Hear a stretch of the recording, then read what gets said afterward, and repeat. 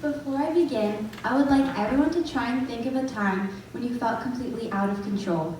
A moment in your life when you felt powerless against an unpredictable future, like playing a game of cards you don't know the rules to. That moment right there, that's our chaos. Say we are playing that game of cards. How easy would it be to just throw up our hands and be like, hey, this game is rigged, and get someone who does know the rules to take our place. But life doesn't work like that. So I'm here today to talk about the power of our own responsibility in taking back control of our lives over chaos. Embracing responsibility can lead to unexpected resilience and success. Chaos often takes the form of large-scale disasters. So let's take a look at one we're all probably familiar with, the 2008 recession. 17% of businesses went bankrupt, 74% just managed to scrape by, but 19% flourished, in the words of Harvard's Ron J. Galati. Now, in this Harvard Business Review, they analyzed this phenomenon and found that these successful companies acted early and took on the responsibility to make changes, unlike those that did not fare as well. They reduced leverage and used operational changes to reduce costs instead of relying solely on laying off employees. For example, MailChimp realized that its current business model of only targeting large corporations would not have survived the recession. So they opened its market to hundreds of thousands of other users outside of big companies to sell its product to, and it worked. Similarly for Netflix, which was previously a DVD mailing service, they decided to go to a streaming platform, which is arguably one of its best decisions yet.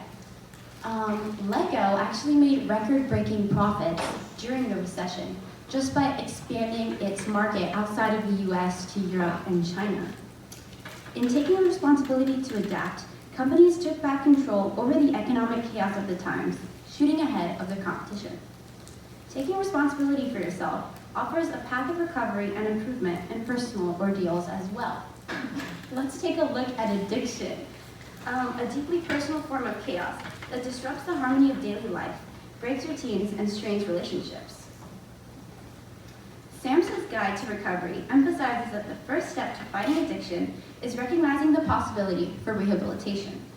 Taking responsibility and acknowledging the hardships in store, yet persisting, is vital for behavioral change.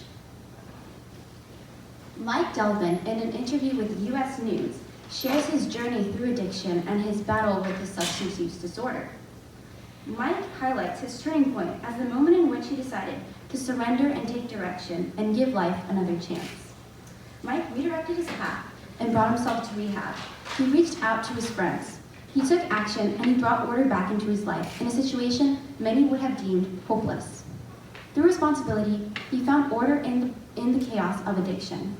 These real-life experiences show us how responsibility acts as an antidote for chaos, not just for addiction, but for all kinds of chaos we may experience throughout life. Before we end, I would also like to point out the limitations of responsibility when it's taken to the extreme. Taking on too much responsibility for things completely outside of our control can lead to excessive expectations, followed by burnout and feelings of guilt. However, being responsible for what we do have control over, like our behaviors, gives us the opportunity to provide structure in our lives and make intentional decisions that pave the road to success. As long as we can stay self-aware and know when to ask for help, responsibility remains the backbone for personal growth and accomplishment in times of chaos. To wrap up, let's take a moment to consider what we have explored today. In both the financial and deeply personal chaoses, we saw how responsibility can change a situation and bring back structure.